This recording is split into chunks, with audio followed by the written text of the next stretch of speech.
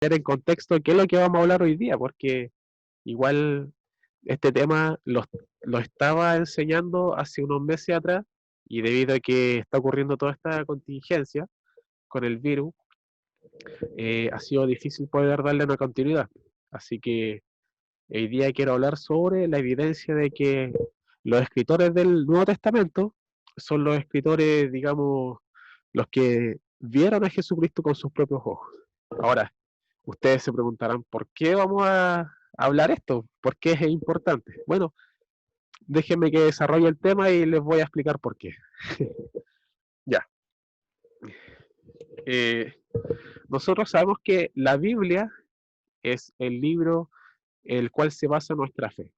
Es la Biblia donde muestra la historia de cómo Dios se revela con el ser humano, cómo el ser humano cae de un principio. Los que han leído el Génesis ya, los primeros capítulos sobre todo, pueden ver cómo Dios crea.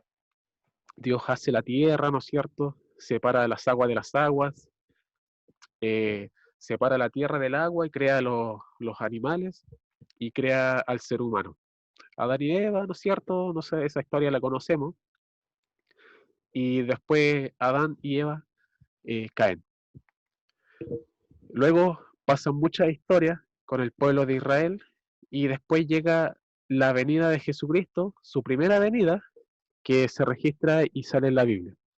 Y Jesucristo vino a salvar el mundo y lo hizo a través de dejar su naturaleza de Dios. Él viene a la tierra, da su vida en la cruz, resucita y en esa obra se manifiesta lo que nosotros decimos la derrota de Satanás, venció la muerte y a través de él pagó eh, la paga que había para nosotros los que estábamos perdidos, ¿ya? O sea, para toda la humanidad. A través de él, a través de la resurrección, entonces se basa nuestra fe, se basa el cristianismo. Entonces podemos ver de que la Biblia se basa en el Antiguo y Nuevo Testamento. El Antiguo y el Nuevo Testamento. Sabemos que eh, es como, digamos, ¿en qué consiste la Biblia? Bueno, una forma de poder conocer la Biblia y poder darnos cuenta de que tiene dos libros, o tiene dos conjuntos de libros, mejor dicho, porque la Biblia en realidad tiene 66 libros. 39 libros pertenecen al Antiguo Testamento y 27 libros pertenecen al Nuevo Testamento, ¿ya? Eh, el primer libro, como dije, es Génesis. El último libro del Antiguo Testamento es Malaquías. El primer libro del Nuevo Testamento es Mateo y el último libro es Apocalipsis. Son datos que, bueno, son súper simples, datos súper simples, pero que nos ayudan a conocer nuestra herramienta. ¿Por qué es importante leer la Biblia para el cristiano? Porque a través de la Biblia se basa nuestra fe.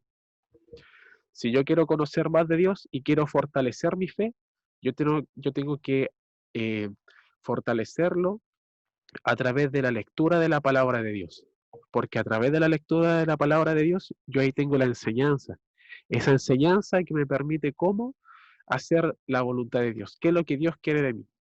Hay varios textos en la Biblia que son súper conocidos, pero por todo el mundo. O sea, no necesariamente personas que son cristianas conocen algunos textos que son de la Biblia. Por ejemplo, los 10 mandamientos, el Salmo 91, el Salmo 23, ¿no es cierto?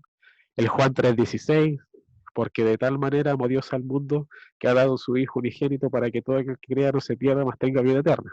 No sé si lo han leído. El que cree en mí correrá en ríos de agua viva. Otro texto. Son textos que la gran mayoría de la gente ha leído, pero no le han tomado la importancia. Entonces, para nosotros es importante que como cristianos nuestra fe se base en la lectura de la palabra.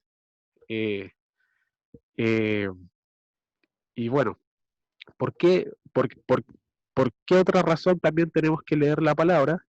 Es porque ahí también sabemos de dónde venimos, ¿ya? O sea, se responde quién es Dios, qué es lo que hizo primero que todo, o sea, hizo la creación, la tierra, o sea, de dónde venimos, qué es lo que somos, de qué estamos conformados.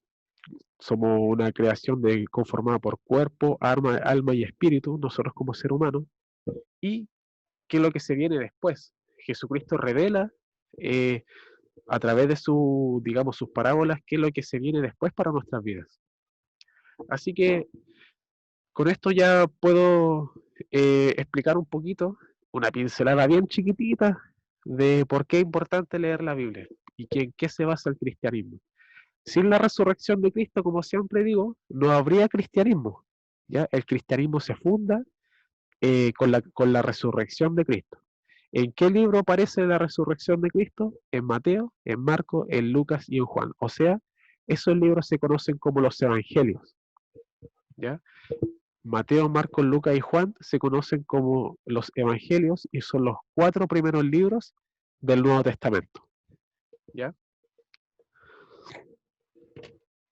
Así que eso como introducción para poder explicar lo que vamos a enseñar el día de hoy, ya que tiene que ver básicamente quiénes son los que escribieron el Nuevo Testamento, ¿ya?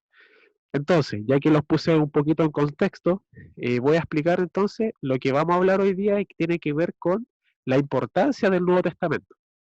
Como ya dije, la Biblia está dividida en Antiguo y Nuevo Testamento, y el Nuevo Testamento está conformado por 27 libros, para que lo noten por ahí si es que no lo saben, 27 libros, ¿ya? Donde, como dije antes, el primer libro es Mateo, ¿ya? Y Mateo, Marcos, Lucas, Juan son los libros que se conocen como evangelios. ¿Y por qué se conocen como evangelios? Porque son los 4 libros en donde se describe la historia de Jesús, desde su nacimiento hasta su muerte, ¿ya? Luego la resurrección también. Digamos que Cristo murió y después resucitó y eso tenemos que tenerlo súper claro, porque como dije antes, sin resurrección no hay cristianismo, ¿ya? Eh, Luego tenemos los libros que se conocen como los históricos y las cartas paulinas, o sea, hechos, después van a haber varios libros, si ustedes hojean la Biblia, van a encontrarse después del libro de Juan, el libro de Hechos, que son la historia de los discípulos de Jesucristo, los 12 discípulos que se propagan por toda esa zona donde cumplió su ministerio Jesús. Ellos se propagaron, predicaron el Evangelio y dieron su vida por el Evangelio. Y ahí también aparece la historia de Pablo. Al aparecer la historia de Pablo, ¿no es cierto? Conocemos también quién era Pablo y cómo Dios rescata a Pablo, porque Pablo fue el único de los discípulos que no estuvo conviviendo con Jesús mientras estuvo en la tierra, ¿ya? Él era un perseguidor de los cristianos. Y eh, Pablo eh, se le aparece un día Jesucristo, estando ya Jesucristo después de haber sido resucitado, a él, como él describe, como un abortivo, o sea, como así, como la sobra, ¿ya? Como quien no merecía vivir, quien no merecía pertenecer a este ministerio, él, a él se le aparece Jesucristo, ¿ya? Y le dice, Saulo, porque también se le conocía como Saulo, entonces le dice, Saulo, ¿por qué me persigues? Yo soy a quien tú persigues, ¿ya? Porque Pablo, o Saulo, era el perseguidor de los cristianos. Él perseguía para matar a los cristianos. ¿Por qué? Porque él era un judío, pero un judío devoto, un judío bien, digamos, eh, bien apasionado en defender el judaísmo y exterminar el cristianismo que ya se estaba propagando en ese entonces. Entonces, Pablo se convierte y se transforma en el último apóstol que propaga el Evangelio. Y la importancia de Pablo es tan grande que gracias a él el Evangelio se propagó con más fuerza a los no judíos, ¿ya? Porque de primera el Evangelio se fue propagando con los judíos, ¿ya? Hubo uno que otra persona que no era judía, personas romanas, ¿no es cierto? De Samaria, de pueblos que eran de alrededor, uno que otro se había convertido en cristianismo. Pero gracias a Pablo el cristianismo se propagó, gracias a él, por todo el mundo, ¿ya?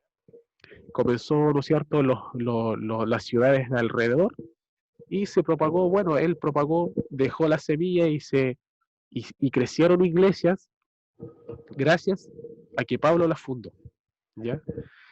Y luego, volviendo al Nuevo Testamento, tenemos libros que aproximadamente son 12, o no me recuerdo bien exactamente, creo que son 12, si alguien me puede soplar, 12, 11, no me acuerdo bien, eh, libros que son escritos por Pablo, ¿ya?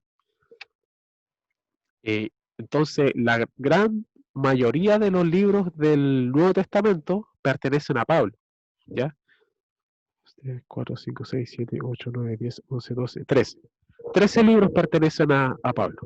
Los otros libros pertenecen a los otros discípulos que eran de Jesucristo, unos que otros discípulos de los discípulos de Jesucristo, ¿ya? Y tenemos al finalizar el Nuevo Testamento el Apocalipsis. Entonces podemos decir de que ya tenemos información de en qué consiste el Nuevo Testamento. Gracias a eso ya yo puedo decir ya más o menos la anatomía de la Biblia, ¿ya? Le digo la anatomía de la Biblia porque tenemos que conocerla, tenemos que conocer nuestra espada, porque en esa se basa nuestra fe. Entonces, lo que vamos a enseñar hoy día es demostrar de que los escritores del Nuevo Testamento fueron personas que efectivamente vieron a Jesucristo. ¿Y por qué hacemos esto? Porque esta es una materia que sirve para poder defender el cristianismo.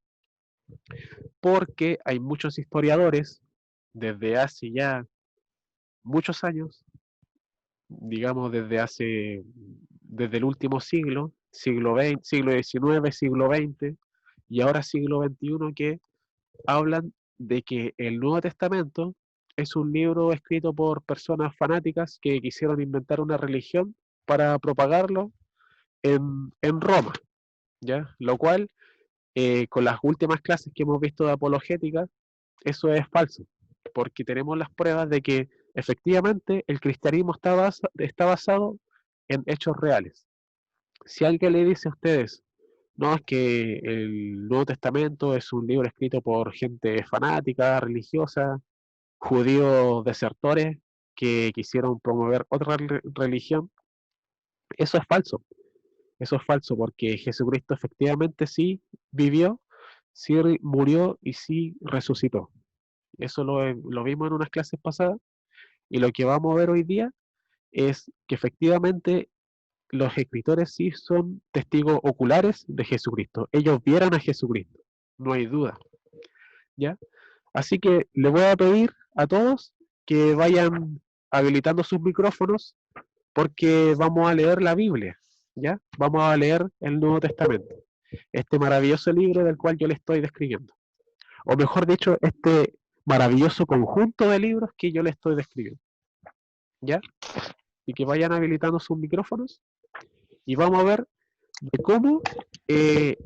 cómo la Biblia se escribió, cómo se escribió el Nuevo Testamento. Ya, Linda, por favor, lee el texto. Hechos 3:15. Correcto. Y matasteis al autor de la vida, a quien Dios ha resucitado de los muertos, de lo cual nosotros somos testigos. Perfecto. Ya, aquí describe, nosotros somos testigos. Aquí estamos hablando de la predicación de Pedro. Pedro, cuando reciben la manifestación del Espíritu Santo, conocida como el Pentecostés, nace de ellos, de los discípulos, el ímpetu, las ganas, la fuerza, la motivación tremenda de poder predicar el Evangelio. Entonces él dice, no podemos callar, no podemos, dejar de predicar el Evangelio. Y también dice, Dios ha resucitado de los muertos, del cual nosotros somos testigos. O sea, él está afirmando eh, de que él fue un testigo ocular, ¿ya? Entonces, cualquiera que diga, no, es que el Nuevo Testamento fue escrito por personas que no fueron testigos de Jesucristo, sino que se escribió después, a los años después de que los cristianos propagaron el Evangelio, eso es falso, ¿ya? Porque aquí está afirmando que efectivamente los discípulos fueron testigos oculares de Jesucristo. Eric, lee el texto que te di. Ya. Hechos 4:18. Sí, Dice, entonces los llamaron y les ordenaron que en ninguna manera hablaran ni enseñaran en el nombre de Jesús. Pero Pedro y Juan le respondieron diciendo, juzguen ustedes si es justo delante de Dios que les hagamos caso a ustedes antes que a Dios, porque no podemos dejar de decir lo que hemos visto y lo que escuchamos. bien, perfecto. Otro texto que habla sobre los discípulos, en este caso Pedro y Juan, que fueron testigos oculares, ¿ya? Pedro y Juan también escribieron libros, ¿ya? Tenemos, por ejemplo, el Evangelio de Juan.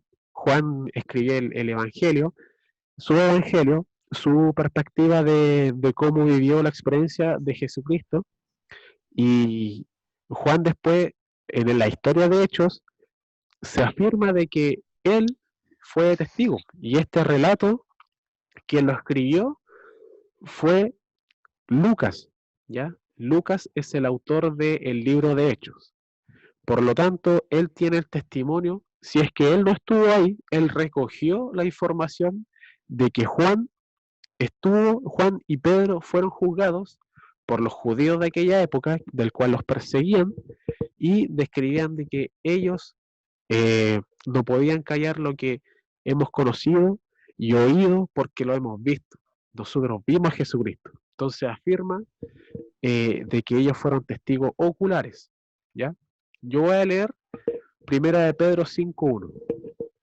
¿Por qué voy a leer Pedro? Porque Pedro también fue un testigo como Juan, ¿ya? Y dice, ruego a los ancianos que están entre vosotros, yo anciano también con ellos y testigo de los padecimientos de Cristo, que yo también participante de la gloria que será revelada. Entonces aquí estamos viendo que Pedro, que también fue uno de los discípulos que comió con él, que estuvo en el momento de que inició su ministerio y estuvo también, pero claro, lo traicionó cuando tomaron a Jesucristo y lo crucificaron.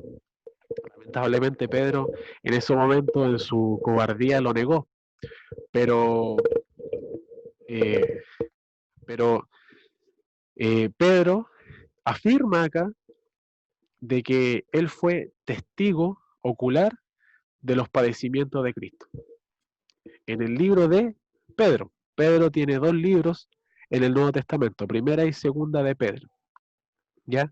Entonces Pedro siendo él un testigo, siendo él un discípulo de él, afirma en su libro, cuando él escribe su carta, que él fue testigo ocular de los padecimientos de Cristo, ¿ya?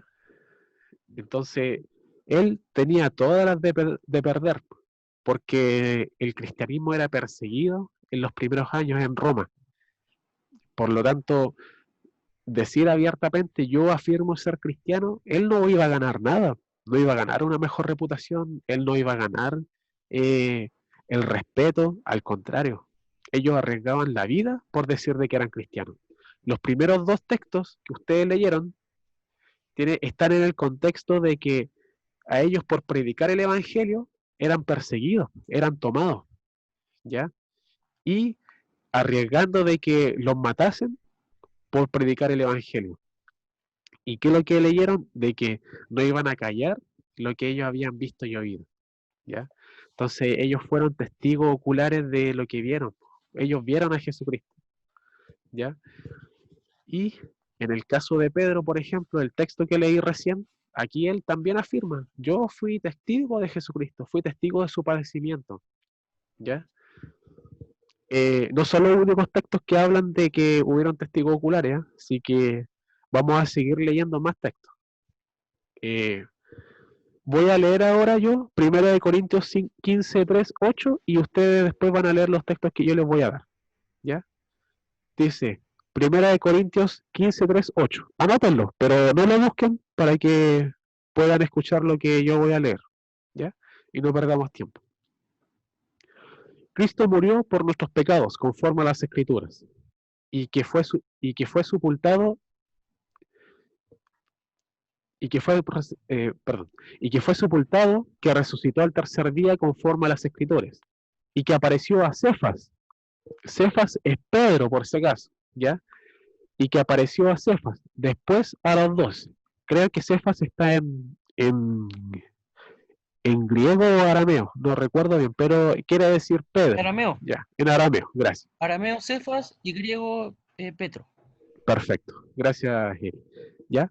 Para que sepan, ya porque aquí van a decir Cefas, si leen Cefas no van a saber quién es, pero es Pedro, solo que se describe su nombre en arameo. Lo mismo pasa con Saulo y Paulo, ¿ya? Pablo es en griego y Saulo en hebreo. Sí, así es. Sí, Pablo en griego y Saulo en hebreo. Pero es el mismo personaje, solamente que cambia el idioma en que se describe, ¿ya? Cambia el idioma en que se traduce su nombre. No es que cambie de nombre, ya no es que cambie de personalidad, como algunos creen con el caso de Pablo, no. Cambia de Saulo a Pablo porque se cambia el idioma en que se habla. Ya, entonces vuelvo. Y que apareció a Cefas, después apareció a los 12, después apareció a mí. No, perdón. Después apareció a más de 500 hermanos a la vez, de los cuales muchos viven aún y otros ya duermen. Después apareció a Jacobo. Jacobo es el hermano de Jesús. Después a todos los apóstoles y al último de todos, como un abortivo, apareció a mí. Él es Pablo. Ya es él el que yo les hablaba de el último apóstol a quien se convierte y se transforma, digamos, el que predica el Evangelio, líderes de los 12, parte de los líderes de los 12 apóstoles que predican el Evangelio. Entonces, vemos en otro libro, otro personaje que también dice lo mismo. ¿Qué es lo que dice? Que vio a Jesucristo. ¿Ya? Linda, te voy a pedir que busques 2 de Pedro 1:16. Y Eric, busca Juan, el Evangelio de Juan 19:33, 35. 3:3. Sí, 33, 35. Ya. Ya, El Evangelio, ¿cierto? el Sí. Evangelio de Juan, correcto. Y Linda, 2 de Vale. Pedro Vale, 1:16. Ya, vamos a seguir viendo, en este caso vamos a seguir con Pedro y ahora después con Juan, afirmando de que ellos fueron testigos oculares.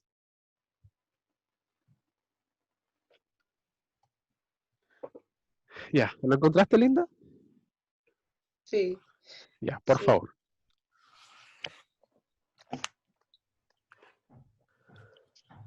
Era 2 de Pedro 1:16. Ya tenemos testigos presenciales de la gloria de Cristo, porque no os hemos dado a conocer el poder y la venida de vuestro Señor Jesucristo, siguiendo fábulas artificiosas, sino como habiendo visto con nuestros propios ojos su majestad. Amén. Excelente.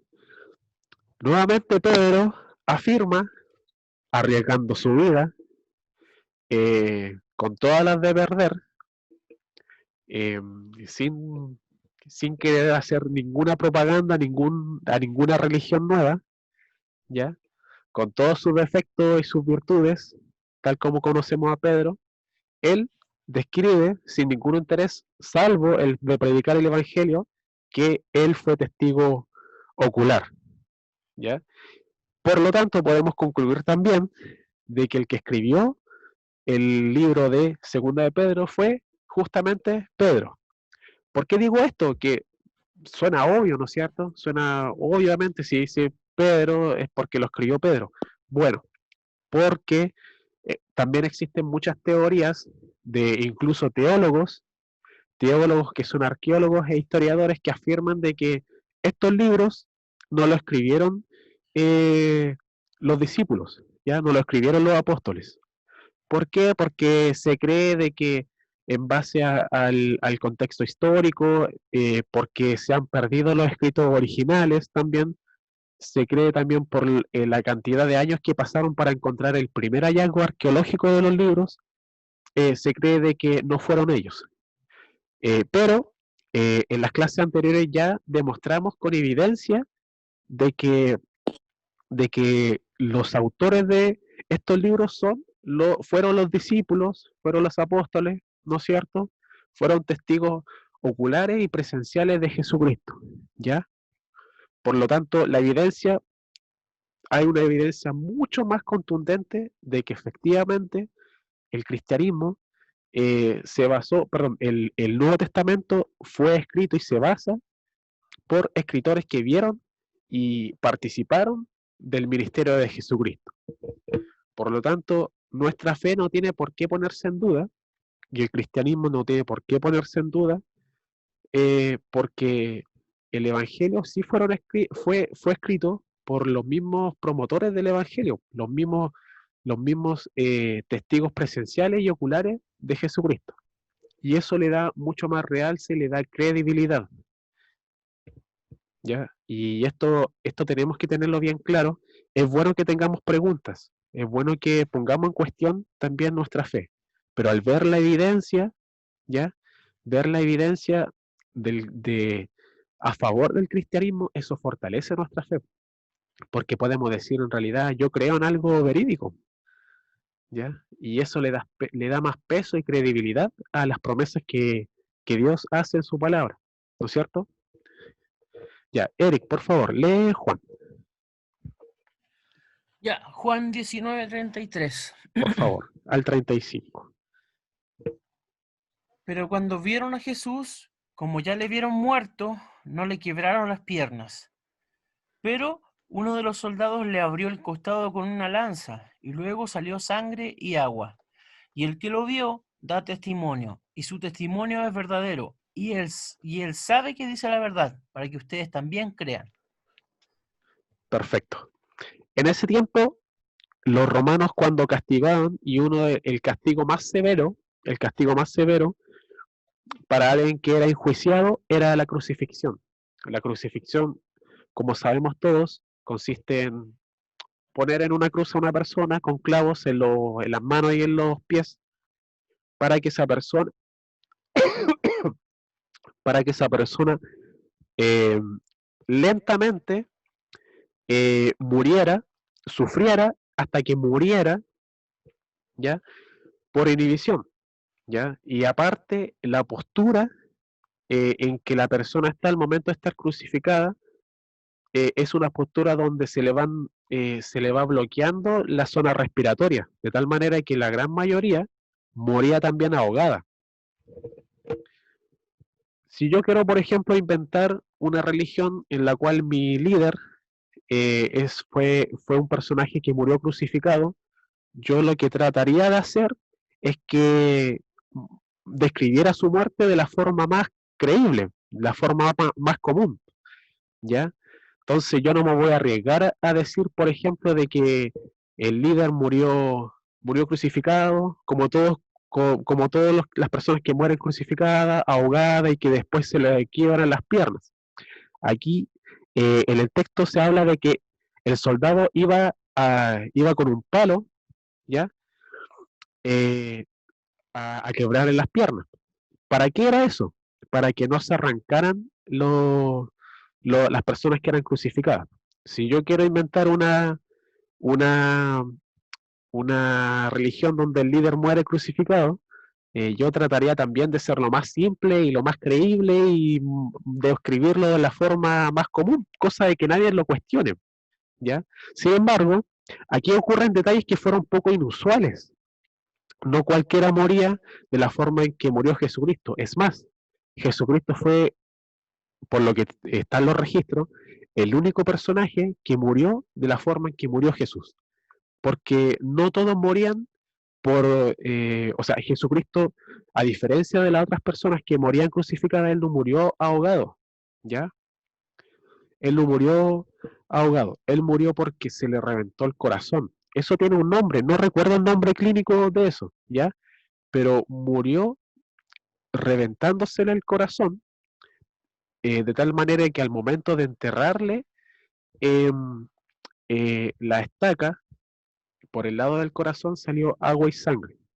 Eso cualquiera, eso no, digamos, no, en ese tiempo no era conocido clínicamente, digamos, no era una enfermedad que era común, ¿ya? Por lo tanto, para poder decir de que murió así es porque efectivamente lo vio. No, Oye, no es Conrado, algo que se pueda, digamos, inventar y arriesgarme más encima que si yo estoy inventando una religión, no me voy a arriesgar a dar detalles que pueden ser cuestionables. Si yo los pongo sabiendo el riesgo que corro, los pongo porque efectivamente lo vi, ¿ya? Eric, te escuché por ahí. no conocía, o sea, no sabía que era una enfermedad. A las personas a las que les da también tienen los mismos síntomas, o sea, tiene, tiene relación el hecho del agua y la sangre, ¿les pasa lo mismo? Sí, bueno, explico con más detalle eso. Las personas que mueren así es porque mueren de pena, de tristeza, cuando la tristeza, eh, digamos, es tan profunda, de tal manera que ya ni tu cuerpo puede soportarlo. ¿Y cuál es la, digamos, la reacción de tu cuerpo al momento de morir de esta forma, que, digamos, es un estrés tan fuerte, se te revienta el corazón? O sea, no es que se reviente así, pero el corazón, eh, digamos, comienza, digamos, a romperse de tal manera que se deshace, ¿ya? Eh, claro, y de esa forma, bueno, pero la causa de la muerte de Jesús no fue eh, el desangramiento, que efectivamente derramó toda su sangre, ¿ya?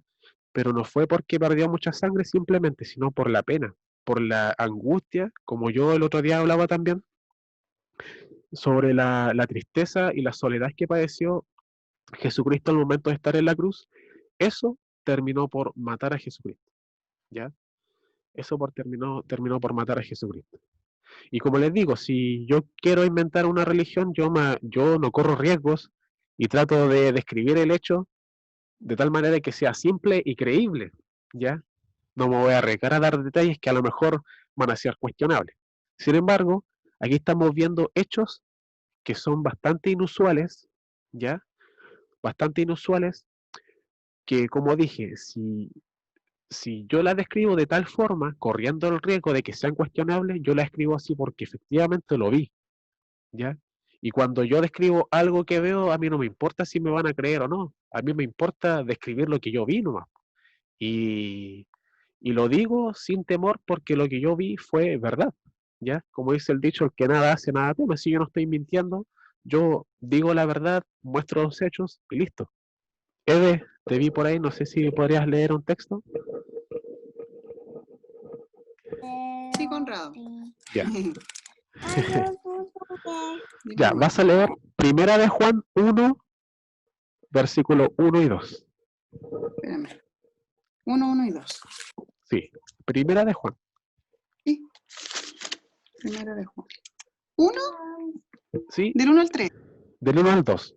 Versículo Del 1 1 y al 2. versículo 2. Ya. ¿El verbo de vida? Sí. ¿Debajo? No. Ya. Dice. Mami. Mira, Conrado, que lea. ¿Estamos grabando, hija? Hola, Conrado, dile. Dice. Lo que ha sido desde el principio, lo que hemos oído, lo que hemos visto con nuestros propios ojos, lo que hemos contemplado, lo que hemos tocado con las manos, esto les anunciamos respecto al verbo que es vida. Esta vida se manifestó en nosotros. Se manifestó.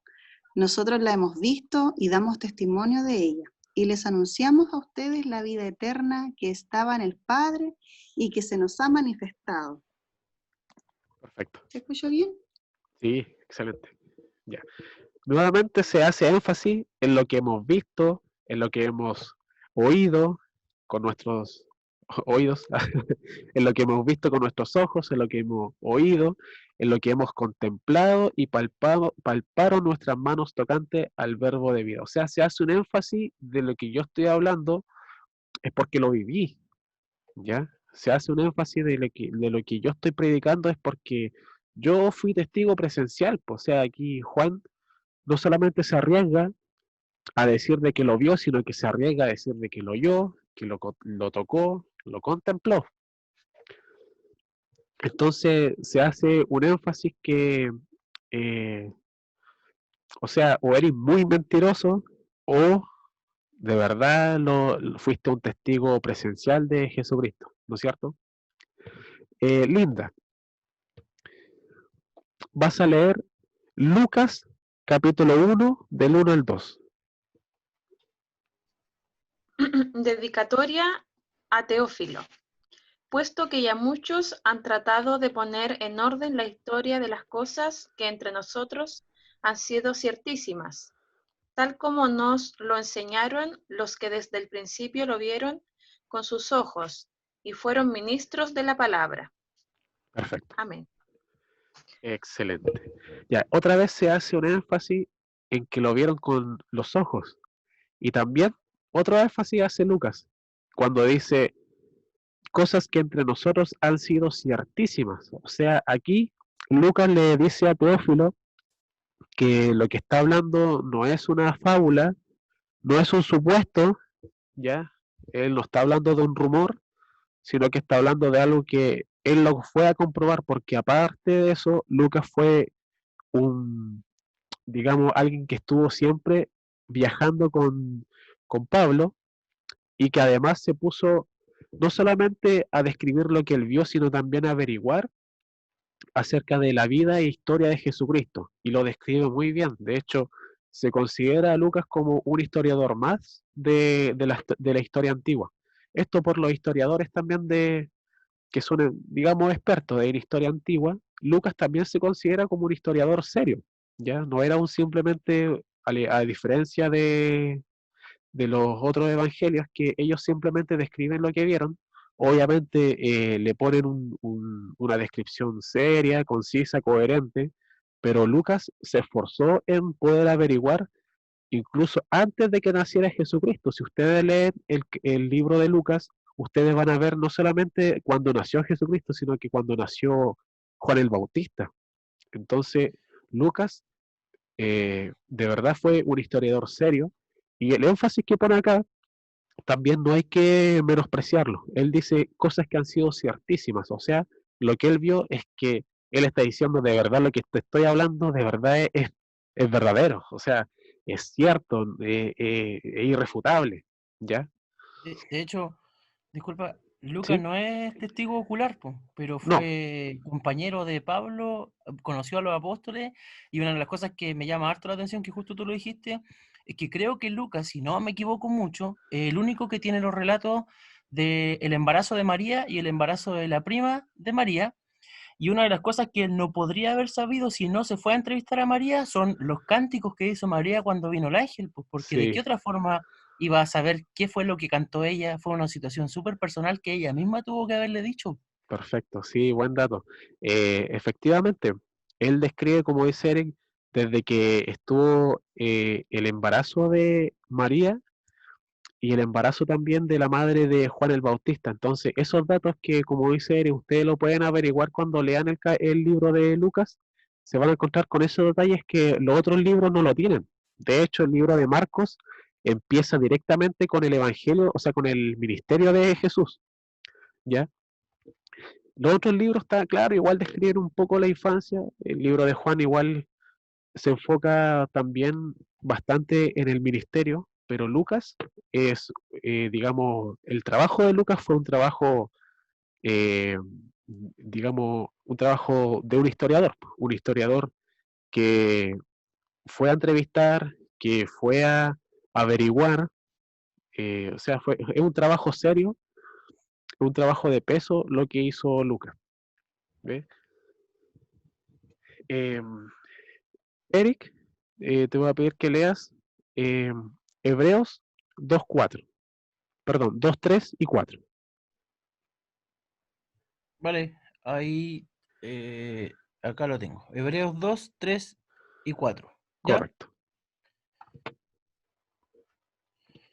Dice, ¿cómo escaparemos nosotros si descuidamos una salvación tan grande, la cual, habiendo sido anunciada primeramente por el Señor, no fue confirmada por los que lo oyeron, testificando Dios juntamente con ellos, con señales y prodigios y diversos milagros y repartimientos del Espíritu Santo según su voluntad? Amén. Esto es interesante porque no sabemos quién es el escritor de Hebreos. Es el único libro donde el escritor es un misterio del Nuevo Testamento. Es un misterio porque de verdad, desde averiguando yo un poco sobre el autor de Hebreos, siempre desde el principio nunca se supo quién era. En un tiempo se le atribuyó a Pablo, pero no está comprobado. Y ustedes lo pueden comprobar porque si ustedes cuando lean todo el Nuevo Testamento, van a ver que todas las cartas de Pablo, Pablo comienza presentándose. En cambio, el libro de Hebreos comienza de forma, digamos, no, el autor no se presenta. Comienza a escribir la carta, va al grano al tiro, ¿no? ¿Ya? Eh, entonces, tampoco sabemos, y al parecer aquí lo da a entender de que no fue un testigo presencial de Jesucristo, pero sí fue un testigo de la obra de los discípulos que predicaron el evangelio después de la resurrección. Por lo tanto, el énfasis que hace el autor de Hebreos es el mismo que hace los otros escritores que hemos leído, ¿ya? Por ejemplo, dice, se nos fue confirmada por los que oyeron, testificando a Dios juntamente con ellos, y miren esto lo que dice ahora, con señales, prodigios y diversos milagros y repartimientos del Espíritu Santo según su voluntad. Y aquí hace mención de los milagros. O sea, cualquier persona que quiera cuestionar el cristianismo porque hay milagros, ¿no es cierto? Y esa persona nunca ha visto un milagro. Aquí estamos viendo evidencia de que el Nuevo Testamento es un registro histórico de una persona que efectivamente vivió, murió y resucitó. Y cuando yo veo de que el Nuevo Testamento está rearchi comprobado de que es un libro verídico y que está más que comprobado de que Jesucristo vivió, entonces no puedo cuestionar el libro por el hecho de que hable de los milagros. Si este libro eh, contiene contundente evidencia de que Jesucristo sí vivió y de la obra de los primeros cristianos, entonces si me habla de milagros, porque efectivamente hubieron milagros. ¿Por qué voy a cuestionar los milagros? ¿Por qué voy a cuestionar de que Jesucristo hizo milagros si ya comprobé de que existió? Ya los escritores me comprueban de que fueron testigos oculares, entonces no puedo cuestionar o no tengo pruebas entonces, muchas pruebas como para cuestionar de que este cristianismo es falso por el hecho de que habla de los milagros. Porque hay gente que dice, pero si el cristianismo es ficción, porque por el hecho de que tiene milagros. Pero si el libro describe una historia real, ¿ya? Describe una historia real donde sus testigos fueron testigos verídicos, entonces no tengo pruebas suficientes entonces para demostrar de que el cristianismo no es verdadero por el hecho de que contiene milagros, ¿ya? Entonces, el escritor de Hebreos efectivamente fue un testigo presencial de la obra de los apóstoles y él no solamente recibió el mensaje, sino que también observó los prodigios, señales y milagros del Espíritu Santo, ¿ya? Y vamos a leer eh, los últimos textos. Este lo voy a leer yo. Este es un poco larguito. Está en Juan 20, del 24 al 30. Y esta historia es bastante conocida.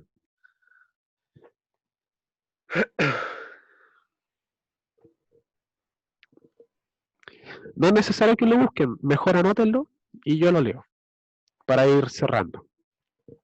Dice, pero Tomás, uno de los 12, llamado Dídimo, no estaba con ellos cuando Jesús vino. Le dijeron pues los otros discípulos, al Señor hemos visto.